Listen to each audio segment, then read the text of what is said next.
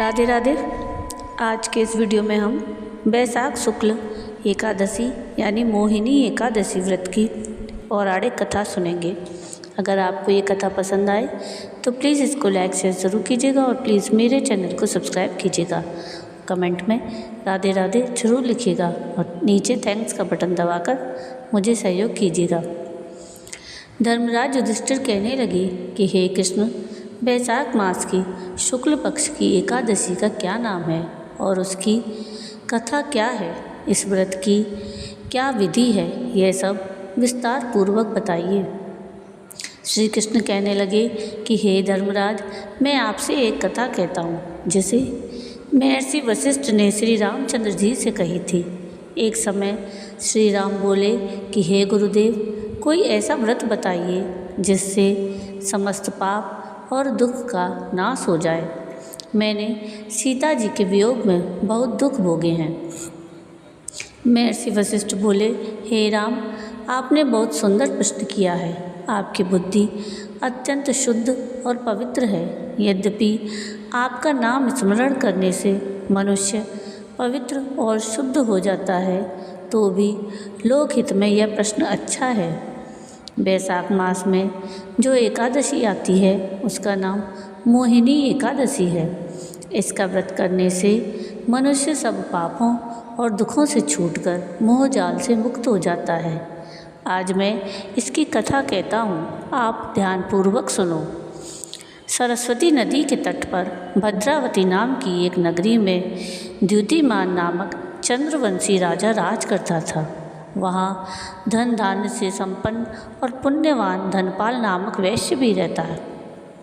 वह अत्यंत धर्मालु और विष्णु भक्त था।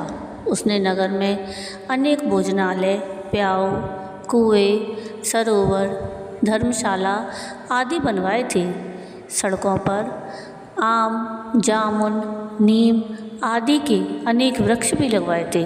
उसके 5 पुत्र थे, सुमना, सद्बुद्धि, मेधावी, सुकृति और दृष्टबुद्धि।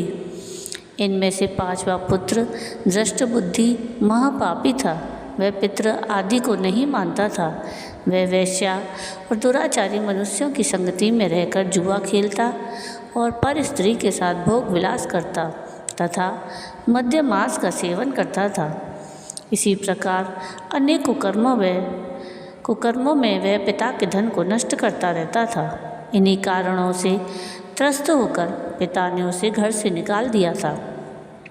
घर से बाहर निकलने के बाद वह अपने गहने कपड़े बेचकर अपना निर्वाह करने लगा। जब सब कुछ नष्ट हो गया तो वेश्या और दुराचारी साथियों ने उसका साथ छोड़ दिया।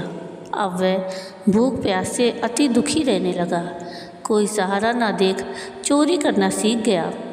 एक बार वह पकड़ा गया तो वैश्य का पुत्र जानकर चेतावनी देकर छोड़ दिया गया, मगर दूसरी बार फिर पकड़ में आ गया। राजाज्ञा से इस बार उसे कारागार में डाल दिया गया। कारागार में उसे अत्यंत दुख दिए गए। बाद में राजा ने उसे नगरी से निकल जाने को कहा। वह नगरी से निकल वन में चला गया। वहाँ वन्य पशु पक्षियों को मारकर खाने लगा।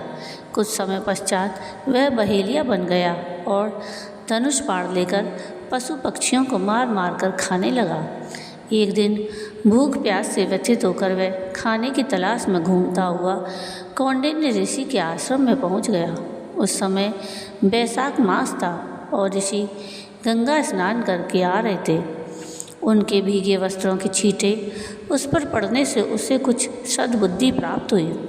वह कौंडिन्य मुनि से हाथ जोड़कर कहने लगा कि हे मुनि, मैंने जीवन में बहुत पाप किए हैं। आप इन पापों से छूटने का कोई साधारण बिना धन का उपाय बताइए।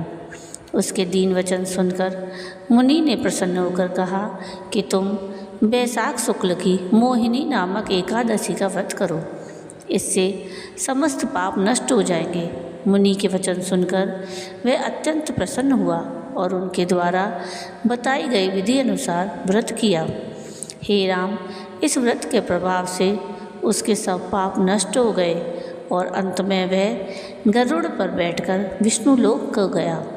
इस व्रत से मोह आदि सब नष्ट हो जाते हैं।